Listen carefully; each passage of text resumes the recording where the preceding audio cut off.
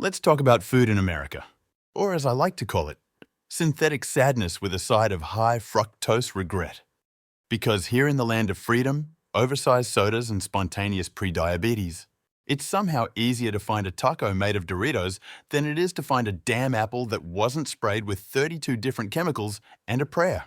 Let's break it down. First off, a lot of what we eat in the US, it's not even technically food.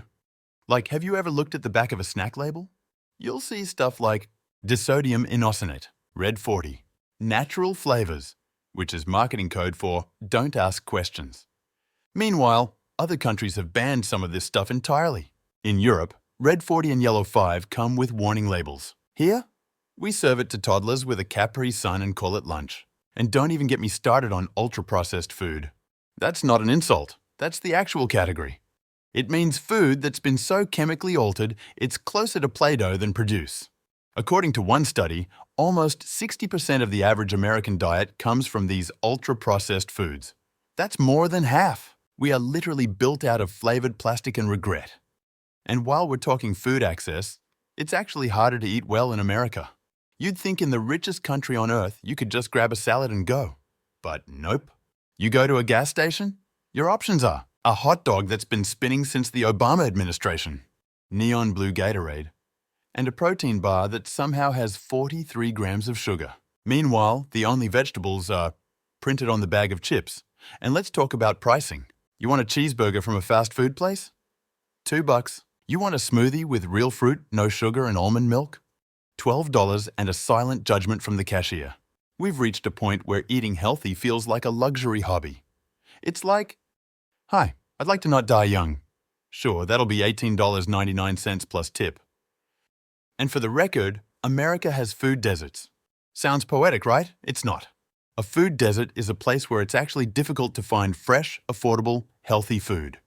No supermarkets, no farmers markets, just convenience stores and gas stations for miles. And it's not just rural areas.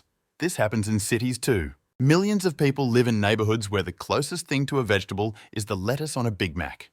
Now, some people say, just cook at home. Sure, Karen. With what time? And with what groceries? Ever tried buying a cart of fresh food lately? You walk into Whole Foods and walk out with 2 bags and emotional damage. Even cooking at home has been turned into a rich person's skill set. You've got influencers putting edible flours on gluten-free buckwheat toast. And you're over here microwaving leftover nuggets trying to feel something. So let's review. We eat food that's been banned in other countries. Healthy food costs as much as car insurance. The affordable stuff is basically edible plastic. And trying to change it feels like fighting a vending machine with a butter knife. But hey, at least our food has flavor. Even if it comes from artificial beef dust, MSG, and despair. And yet, despite all this, we wonder why 40% of Americans are obese and rates of heart disease, diabetes, and depression are through the roof. Spoiler, it's not because we're lazy.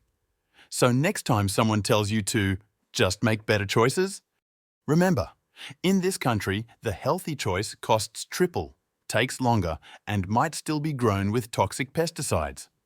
But that double cheeseburger, that'll be $1.49, and it's waiting in your cup holder.